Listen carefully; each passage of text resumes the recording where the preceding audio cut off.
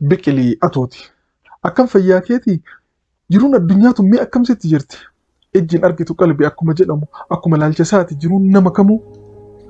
Ati of duromsinaan eenyu si hiyyoomsaa, ati of gootumsinaan eenyu si luynoomsaa, ati of barsiifnaan eenyu si wallaalchisaa, ati of ibsinaan eenyu si dukkaneessaa, ati of faarsinaan eenyu si arrabsaa, ati of mi'eessinaan eenyu si hadheessaa, ati of qoramsinaan eenyu si gowwoomsaa, ati of kaafnaan eenyu si buusaa. Waaqayyoo gaditti furtuun jiruu ta'eetii harka kan kee keessaa.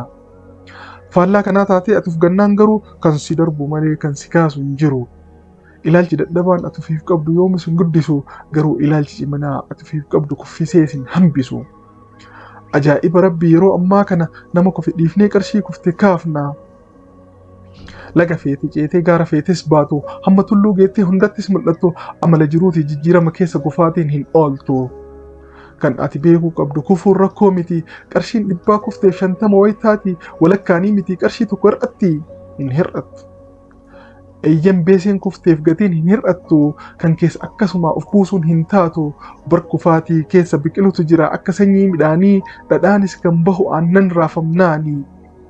Sanyiin filatamaa qamadii fi garbuu kan facaasu fuudhee lafatti yoo darbu, manaa gadi baasee badhetti gatuufi moo gatamanii ka'uun akka danda'amu hunda barsiisuufi.